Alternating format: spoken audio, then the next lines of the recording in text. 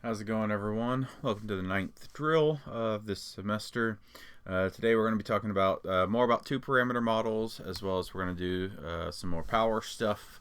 We're going to talk about centering our predictors at different values, and we'll also be manually plotting confidence interval bands. So today we'll need the libraries, tidyverse, LM support, and the power PWR. So today I'm reading in a CSV file using the read underscore CSV. And I just want to make sure that everybody's tracking and clear on reading in files when it isn't a URL that you need to. Here I have salary.csv as the only thing in there, and there's not a file path telling it to look in, stats or like my documents slash stats slash whatever, and like giving it a file path.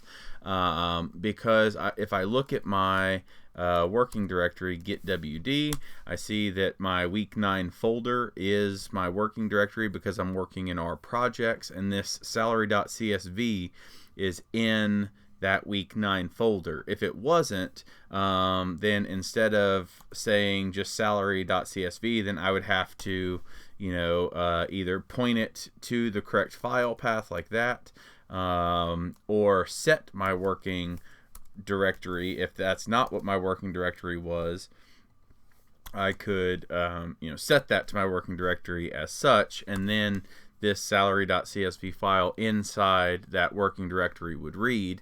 But anyway, so if anybody is still not understanding how our projects works or what its benefit is, feel free to reach out, and I can meet with you and we can talk more about it. So as we take a look at this salary.csv, we'll look at our glimpse as well as our PSYC describe. So this contains salary information about 62 faculty at some R1 university in the United States, but this is old, so when you see the mean salaries, don't freak out. But so we have our time. It's time in years since their PhD. Pubs is the number of publications that they have. Cites is the number of citations they have. Salary, the annual salary, and professor gender, either male or female. So we'll just get straight into things today, and let's just say that one might wonder whether the number of publications a professor has is meaningfully related to faculty salary. So a question might be worded something like, fit a linear model predicting salary from number of predictions. Test if the number of publications that significantly predicts salary, report F statistic degrees of freedom and p-value, and provide a 95% CI for the parameter estimate. Describe the effect of publications on salary in a sentence. If the effect is significant, describe using a dollar amount. And so here, I just want to point out that if you, again, I want to reiterate at least, because I'm pretty sure I've told you before, if something says if the effect is significant, or if it says like, if there are any outliers, to remove them or to whatever, like, and if this, then do this other thing. Don't think that that means that we are like telling you that there should be a significant effect or that there are outliers. It's a legitimate question, just saying if there is a problem, then fix it and then continue on, or then report this. And if not, then say, there are no outliers, or say X is not significant, whatever. You have to use your judgment and be able to figure out whether or not something is significant without somebody telling you, or whether or not something is an outlier without somebody telling you. So I'm just saying, don't read more into the questions. You should know by now Bill is incredibly precise with his words, and he says exactly what he means and nothing else. So don't try to read into what he's saying there. Anyway, so this is just saying to fit a model predicting salary from publication. So easy enough. We're going to do our two-parameter model, and I'm going to create mod.pub, which is just, we tell it our salary is the sal data that I read in, and our outcome salary regressed on the number of publications. And then we'll run our model summary for modpub, and I tell it t equals false just so that it reports my f instead of t. If you leave that off, you'll get the same thing. It'll just report a t-test instead of an f statistic. And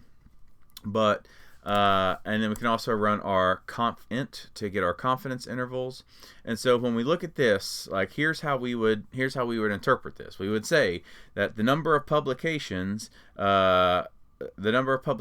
professors have significantly predicts their salary. Right here is where we get that f test that we see.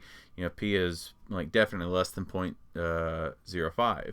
And so we report our f test here, our f statistic. F is we have 1 and 60 degrees of freedom, and that f value is 20.66. So f1 and 60 it equals 20.66. P is less than 0.001. And our 95% confidence interval is 196.44 to 505.16. Professors with 0 publications are predicted to earn $48,439.09 per year. So this estimate here, that intercept is the average salary for someone where all other predictors are 0, and in this case the only other predictor is publications. So where publications is 0, the average salary is $48,439.09. For each publication that a professor gets, the salary is expected to go up by about $350.80. So a professor with 1 salary will have that intercept plus $350.80. If you go up to 2 publications, you just add on another $350.80. So if we look at using model effect size, if we look at our effect size, we look at our R² here for the slope of publications, and we see that we have a PRE of 0.2562. What that tells us is that the number of publications that a professor has accounts for about almost 26% of the variance in the salaries. So if you just look at the total amount of variance in all of the salaries, just the number of publications that a professor has alone will explain about a quarter of that variance. So based on our model, what is the predicted salary of someone with 5 publications, and what about 15 publications? Well, if we look at the coef function and we just put our mod.pub in there, we can see that it's going to output our coefficients, the intercept and that slope of publications. And so then if you remember, then using bracket indexing to index the first value in those coefficients, we'll return just the intercept, and put the 2 in the brackets to call the second value, or the publications. And so I'm just going to save that as an object called pubInt and pubSlope. And now all we have to do to figure out what is the predicted salary for somebody with 5 publications is add the intercept plus 5, the number of publications we're looking for, 5 publications times the slope of publications, and we get $50,193.10 as the predicted amount, predicted salary for somebody with 5 publications. And the same thing, if we take the intercept and add 15 times that slope of publications, then we can see somebody with 15 publications, the predicted salary is $53,701. So then create a scatter plot that shows salary as a function of publications. Include a regression line and lines representing the confidence interval. That should be a confidence interval of the point estimate. And don't worry about where that says. Paste it into a Word document. Obviously, I'm pulling a little bit from previous assignments and things.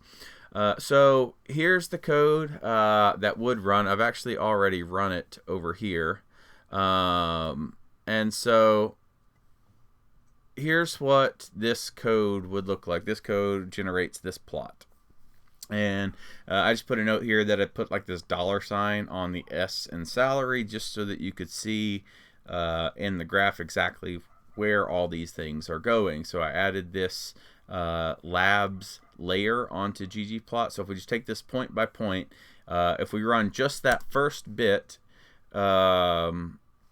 then there's nothing there. If we run that first bit plus geom point, then now we at least get our points.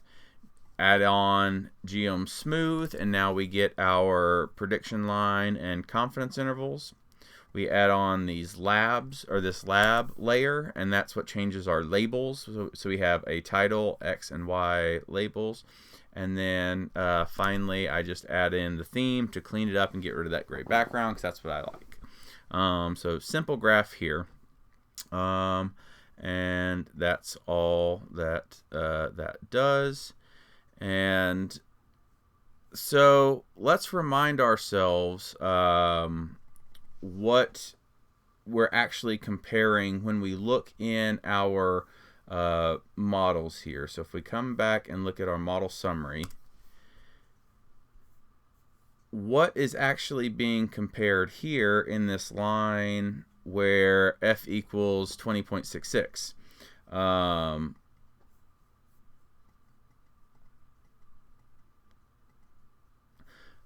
So in this line where 20.66 is our f value, what is this f test and this p value? What is that testing? What models is it comparing? Well, we need to remember that it's always comparing a model that has all the parameters in the model except for one focal parameter against a model that has all those same parameters plus that focal parameter. So in this case, if we were to do this manually, it would be comparing this model with an intercept and slope of publications against an intercept only model. So if we just do the direct model comparison, we see that we get that same 20.66. Remember that this is not comparing that this, when I say this, remember that this F test is not comparing a model with the slope of publications against a null model. A null model means that it has no parameters in there. We could make that comparison if we wanted to by specifying here, doing the same thing, but telling our the outcome salary regressed on, if you put in the 0, that means no intercept, and so 0 parameters. And then comparing that against an augmented model that's still the 2-parameter intercept plus the slope of publications. And when we run that, like we make that model comparison, it's not particularly meaningful. It's not really done often. But notice in this model comparison, though, you notice the degrees of freedom have changed. That now, instead of 1 in 60 degrees of freedom, it's 2 in 60 degrees of freedom. And that's because, remember that numerator degrees of freedom is the difference in number of parameters that you have. So in our first model comparison, in the correct one, we have two parameters in our augmented model and 1 parameter in our compact model. So PA minus PC equals 1. That's where we get that 1 degree of freedom.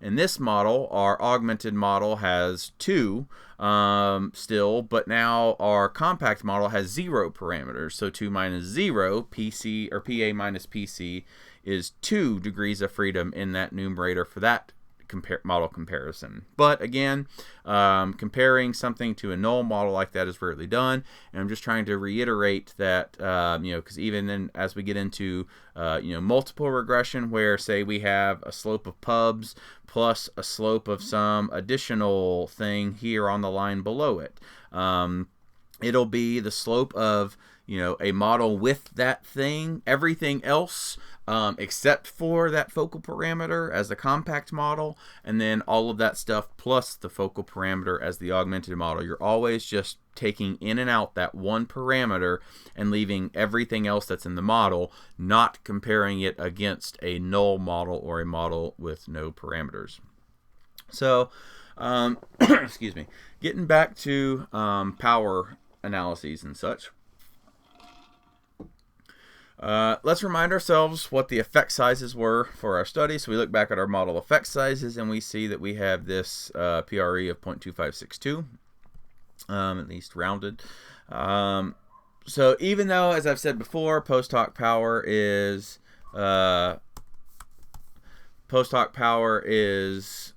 pointless, and that it's just a mathematical truth that because our P is less than 0.05 and our alpha is 0.05, that if we do a post hoc power analysis, mathematically we'll have over 80% power. Like, if you learn nothing else from me that semester, that's one thing I'd really like to hammer in, is a little bit of truth about post hoc power. But I digress, and nonetheless, let's just say that you don't trust me and you just have to see it for yourself, and you want to conduct a post hoc power analysis for this model based on the effect that we found in publications. So I'm just going to take that PRE that we found, and I'm saving it as an object called PRE mod pub. And then so for our F squared, which is that effect size that the power package needs, remember that that's PRE divided by 1 minus PRE. And so, well, I guess I don't know why I put that that particular part in there, so I'm just going to cut that out, so you won't see that. And so if we take our PRE divided by 1 minus PRE, we get and create F2 mod pub. Our F squared in the model, this effect size right here, is equivalent to basically 0.344. And so that's what we're going to put into our power F2 test function. Our U, that numerator degrees of freedom, is 1 because we have one additional model, or one additional parameter in the augmented model beyond the compact model. Our degrees of freedom in the denominator is 60. Again, you can get that straight out of the model. And then for F squared, we're going to tell it it's that F2 mod pub, which is equivalent again to 0.344. And when we run that, we see that we have 99.5% post hoc power. But again, like, I have pretty strong opinions about that. But let's say that you're going to conduct a second study, and instead now of wanting to know post hoc power, you're wanting to do an a priori power analysis to see, okay, if we want to do the study again, how many professors' salaries do we need to look at? And assuming our usual alpha 0.05 and power of 80%. So if we want to have used an unbiased estimate of that effect size, recall that the unbiased estimate is just is an adjusted eta squared, or you might hear adjusted eta squared, or adjusted r squared. It's the same computation.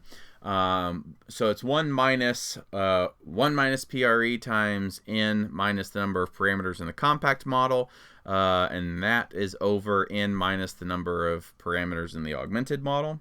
And so here I've created a function like I've done before. And if you don't want to create the function, you could just manually type it in. But now here I have this unbiased eta function. It takes the arguments PRE, N, PC, and PA. And then inside the function, what it does is it takes whatever you put in for those arguments and puts PRE in its place, N and PC and PA where they go. And then it will return that computation. So now if I take my PRE and put it in there, from the original model, our original n was 62, our number of parameters in the compact model was 1, and number of parameters in the augmented model was 2. And so now if I run that and look at my a priori eta, that unbiased estimate for eta squared would be 0.2438. So now taking that PRE and plugging it into the F squared formula, to create this object called a priori F squared.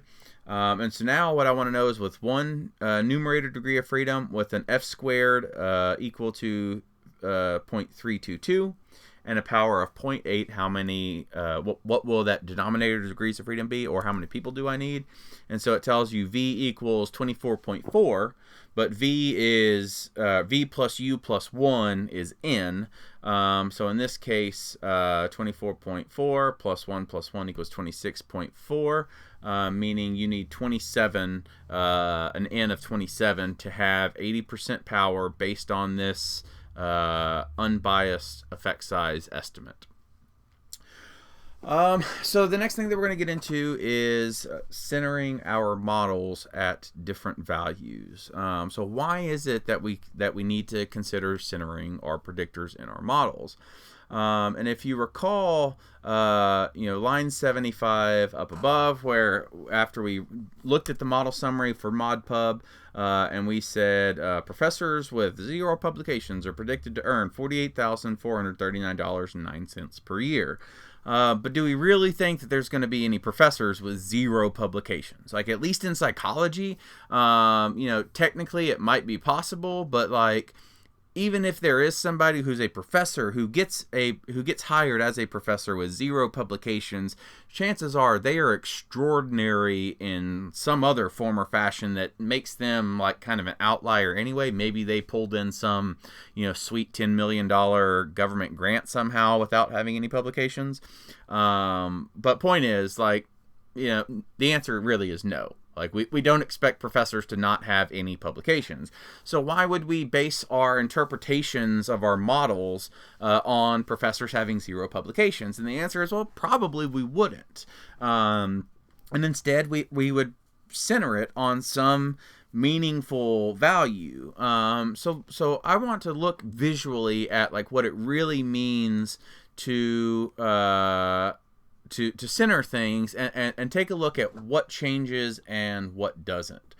So we're gonna center our publication, or center the publications, on 3 different values. We'll leave it raw, and raw just meaning in its like unaltered form, what you're seeing right here. We'll center it on the mean, we'll center it on the median, and then we're going to center it on 37 publications, just because 37 is kind of my go-to for a pseudo-random number. I like the number 37. So no specific reason, just for demonstrative purposes, we will center it also on the value of 37. And so if we just, all I'm going to do is mutate to create a variable called pubs raw that is just the same as the original pubs value. Pubs.mean is the pubs minus the mean of pubs. Pubs median is pubs minus the median, and just so we can see here, if we look at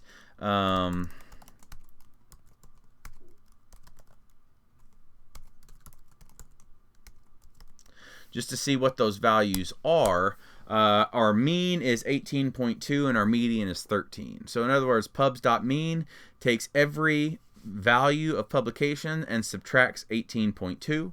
And pubs.median takes every value of publications and subtracts 13. And pubs.37 takes every value of publications and subtracts 37. So if we run that, and then we're going to create 3 more models. We already made our mod.pub. That was the original model that we ran before. And in fact, if we look at our summary, we can see in that the first line of that model summary will tell us what the formula was. So that was just on the original pubs value.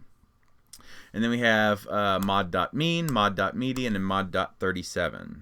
And now when we look at across these things, and let's see what changes and what doesn't. Pubs, our slope here is 350.80. 77.17, t of 4.546. Here on pubs mean, same estimate, same standard error, same t. Down on this one, pubs median, same estimate, same SE, same t. Pubs 37, same estimate, same SE, same t. In other words, the slope never changes. As you change what your predictor is centered on, your slopes are not going to change. However, you notice that your intercepts do. Here, if we look at our original model, the intercept was 48,439. Here, the intercept is 54,815. Here is 52,999. And then here it's 61,418. So what's really going on here? Why is it that our slopes stay the same when we move our predictors around and center our predictors on different values, but the intercepts do change? Well, so if I just take, here's the same data, only notice how here, like, the x-axis stops at 0. So all I've done is I've created a different graph, and I've extended that down, but it's the same. What you're seeing here is the same data that you're seeing here. You got these two up here, and that's these two up here. All right. So now, if we plot the mean and median of these groups. So our median here is this dotted line, and our mean is this dashed line. So that's 13 and 18.2. And then so first let's mean center this, which means we're going to subtract that mean. We're going to subtract 18.2 from each dot. So from this dot, we'll subtract 18.2. And from this dot, we'll subtract 18. So we're going to shift all of these dots down. We're going to subtract 18.2 from each. And so it'll end up looking something like this. So you can see like this dot's just been slid there. This one's been slid here. All of these two have been slid over here. And you'll notice now that dashed line, that mean, falls directly on 0 because we centered on the mean, which means our mean is now 0. If we did the median instead, it would look like this, because now instead of subtracting 18.2 from each dot, we've only subtracted the 13 from each dot. And when we do that, you see that the median of these blue dots falls directly on that 0. So now our 0 means for the median of the sample.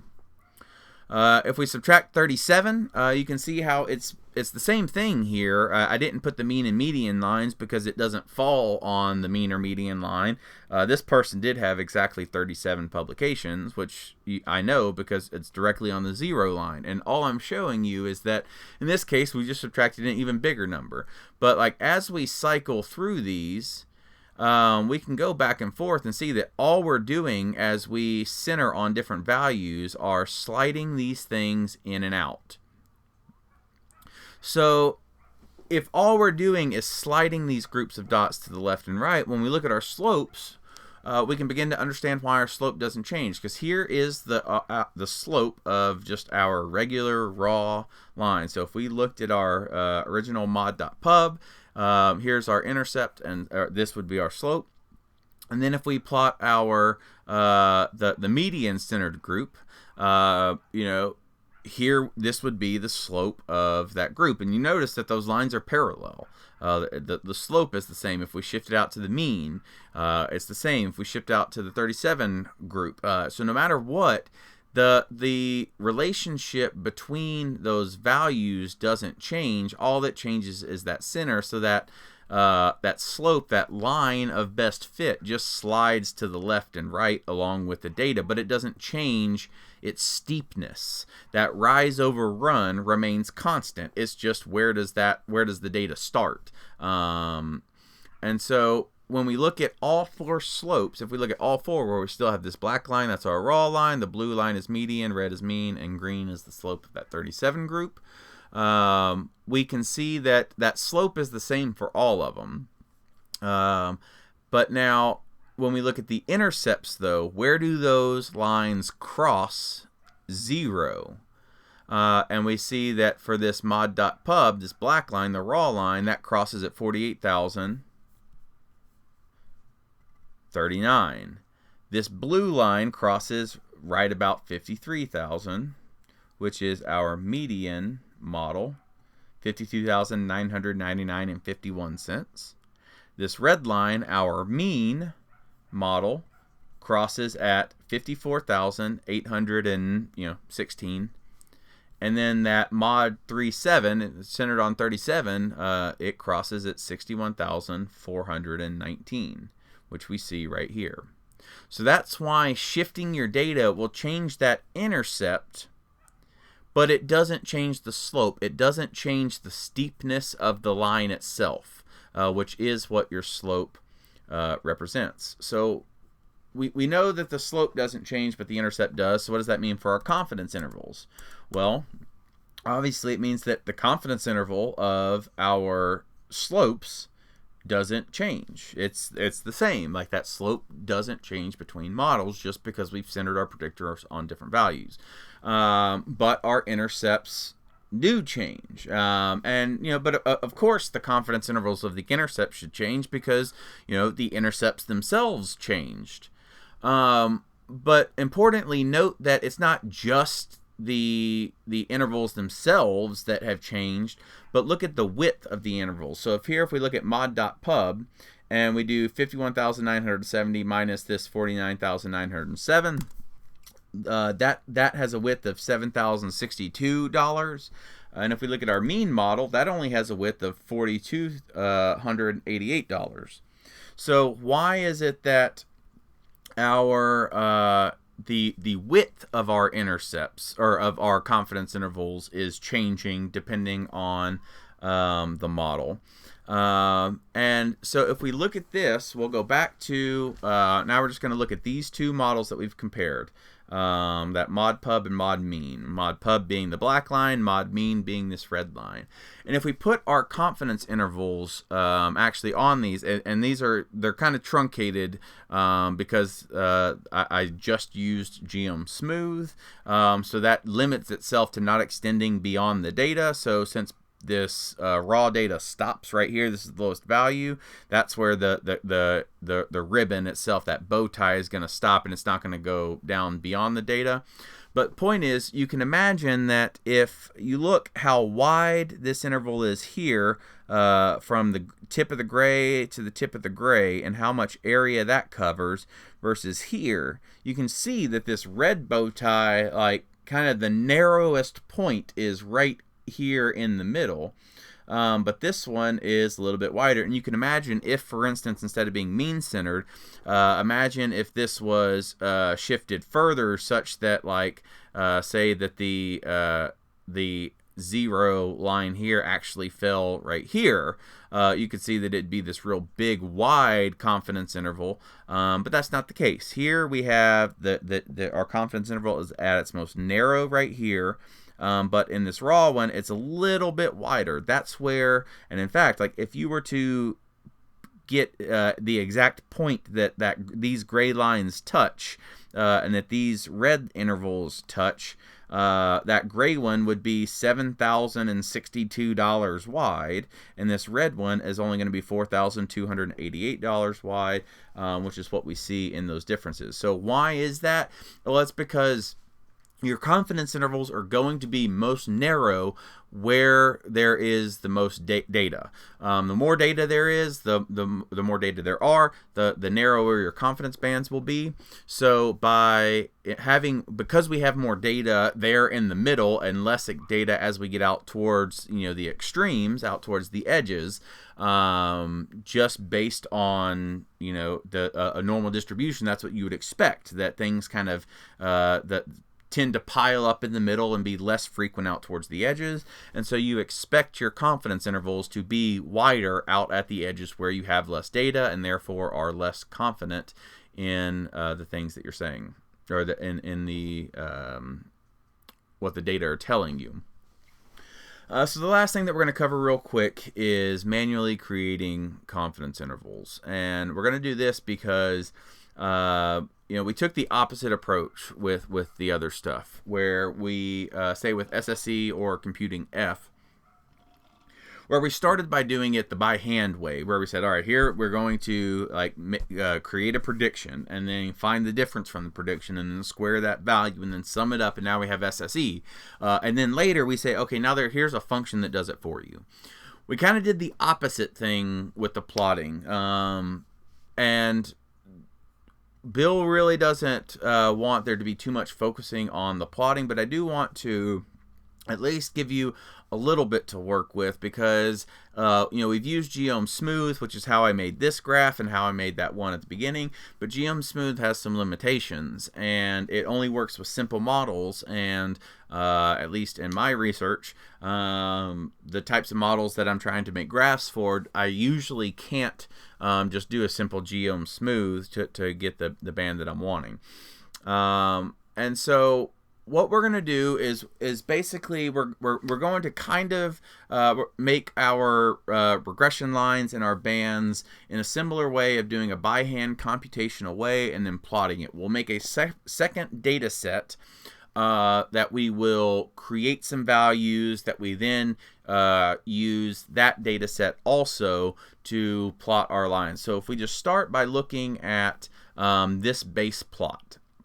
And now what I want to do is I'm going to create a second data set that is just used for plotting, to where we will then add on some additional stuff to add our regression line and confidence interval bands to this plot right here. So this will just be copied and pasted several times down below, just so that there's no confusion about where things are coming from.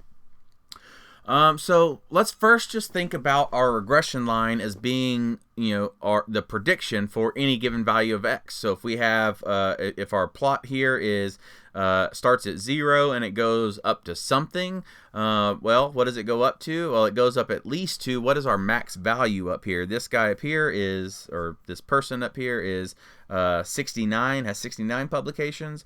So that's the maximum. So if you just imagine making a prediction for 0 publications, 1 publication, 2 publications, 3 publications, 4 publications, on and on and on up to 69 publications, then plotted what each of those predictions were, it would essentially make a regression line. So that's what we're going to do. We're going to create a tibble, and we're going to tell it that we want our x to be a sequence from 1 to the max of publications, which is 69. And then for just like how we did with our, well, what's the prediction for somebody with 5 or 15 publications? For our y value, we just want the intercept of that model plus the slope of number of publications times x value, which is what we've put in place for that number of publications. So when we do that, we've now created this tibble that gives us where x is 1, y should be 48,790 and some change. Where x is 2, that goes up to 49,141. Where x is 3, that goes up to the next. And so now I'm going to take that same, I've just copied and pasted this plot code down to here, so this is the same.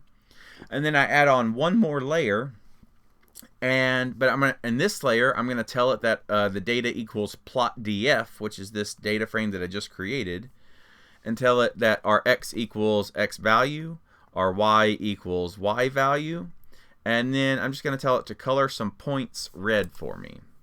And when I run that, you can see that it's now made what looks an awful lot like a regression line.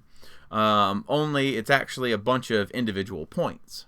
I did this just to illustrate very concretely what this is doing. But if you use, instead of geom point, you use geom line, what geom line does is it just draws a line between each of the data points that you give it. So in this case, instead of pointing a point here and a point here and a point here, it will do a line between this spot and this spot and this spot and this spot. So here, all I've done is change geom point to geom line here. And when we run that, we now have a line, we have that regression line between all of those points. Alternatively, this can be done, there's a different thing called geom AB line. And so if you think about the AB line, basically the difference between a geom line, you are telling it here are a bunch of points and I want you to draw lines between each of these points. Because the points that we gave it happen to be in a perfectly straight line, it draws a perfectly straight line. Geom AB line, instead, you just enter an intercept and a slope, and it will create that line based on the intercept and slope. So here, again, this is copied and pasted from the original code, and now I've changed geom line. I've changed that to geom AB line, and I tell it that the intercept is, again, that the first coefficient from the mod pub, and that my slope is the second coefficient for mod pub, and I just changed the color to dark red so that you could see that this is in fact printing a different plot. And so here, using geom AB line, instead it gives, a line based on some intercept and slope instead of based on manually predicting certain points. So what about that CI band, though? Well, conceptually, it's a lot like this geom line approach of manually creating some plots or some points and then plotting those points on your plot. But because the calculation of how wide your intervals should be isn't quite as straightforward as just an intercept plus a slope times some variable. Instead, we're going to use a function to compute them, and the function that we use will be predictLm. The arguments that go into predictLm are the object, which is the model that you're wanting to make predictions based on. New data are the new data that you want to make predictions for, and then you'll tell it interval equals confidence to tell them that you want it to output confidence intervals for each of these things as well. So for each point that you put in the new data, it will give you a fit, or the predicted value for that, plus its upper and lower confidence intervals for that particular value. Now, so you need to note that predictLm, in order for this to work, whatever new data you put into it has to have the same variable names as the model that you put into it, or it's not going to work. So now I'm just going to create a new tibble called plotdf2, and all I'm doing is I'm just creating one variable in this plot that is pubs, and it's the values 1 through 69, because I did it 1 to the max of pubs, so 1 through 69. So what this will do is it will take this mod pub, and if we look at what mod pub is, as a reminder, it is salary regressed on the number of publications. And so we get our intercept and our slope. So what predictLm does is we tell it object equals mod pub, it equals this model, and we want to take this model and we want to make a prediction. We want a fit and a confidence interval, because interval equals confidence, a fit and confidence interval, upper and lower, for each value in new data, which our new data is this tibble, so where pubs equals 1, 2, 3, 4, 5, and so on. So when we run this, that's exactly what it does. Where pubs equals 1, it predicts the intercept of 48,789, where pubs equals and our lower interval for the confidence interval is 45,379. The upper interval is 52,199. Where pubs equals 2, where pubs equals 3, where pubs equals 4, etc. So this gives us what our fit, that prediction, in other words, our regression line, as well as the intervals for those. Now, because we do need, predictLm just outputs those three values, the fit, the lower, and the upper. So we haven't used cbind in a while, but cbind, if you recall back to the beginning of the course, the first week or two, cbind is column bind. So that will bind the column from plotdf2, which is just that single column. It will bind that with the 3 columns from predictLm, and then store that as an object called plotdf2. So now when I look at plotdf2, it has 4 columns: pubs, fit, lower, and upper. And now we can use geomline to add these lines for our predictions in the confidence interval. So again, this part of the code is just copied and pasted from above, and we've added 3 new lines. We've added, in fact, here we'll just run this code up to this point, and we can see what that looks like. When we add this next layer, we're telling it that our y equals fit, x equals pubs from plotdf2. Then in this next line, we tell it that our fit equals LWR, that lower. So our y on that will be this variable. And we now have that lower band. And then finally, we tell it that we want another line that where x is pubs and y is the upper band. And we've now created those bands manually. There's also one other function that you can use instead that's called geom ribbon. And so what ribbon will do is it will create a geometric object that's filled in, but instead of having to do two separate geom lines, it's just one thing, and you have to tell it your y min and y max for each thing. So here again we have this is copied and pasted from above. If we add in this next line where we get our prediction line, and then we add on geom ribbon, and I'm going to tell it that I want it to fill with gray, because the default is black, and alpha is the transparency in ggplot. So if you say alpha equals 0, it's completely transparent, you don't see it. If alpha is 1, then it's opaque. And so let me go ahead and run this, and then I'll take that off to show you what it does if you don't. So then I tell it that from plot df2, I tell it that our x is still pubs, y min we tell it is lower, and y max is upper. So for at each point along x, it will look at this value, and it knows that the bottom of this gray thing is called a ribbon, and the bottom should be where x is 1, the bottom should be this number, the top should be this number. Where x is 2, the bottom is this, the top is this. And so that's how it fills in, or how it knows how big to make that confidence interval ribbon. Now, if I take out my alpha and fill, and so for now, if I just ran it, data as plot df2, x, y min, and y max as pubs, lower and upper respectively, it's going to give me this big black blob. By making fill gray, it makes it lighter than the original black, and then by alpha being 0.5, it makes it a little more transparent. If I changed it to 0.2, it'll be even more transparent. If I changed it to 0.8, it's going to be a little bit more opaque. And so you can play with that and make with it what you will. But that concludes all we're going to be talking about today. The reason that I did want to show this is because using this predict LM or a method like it, there are a couple other packages or a couple other functions that do these sorts of making predictions based on your models. The ggeffects is a library that has a thing called ggpredict that also has some really nice features, but sometimes, depending on how complex your models are, you will have to use this sort of approach to be able to plot them.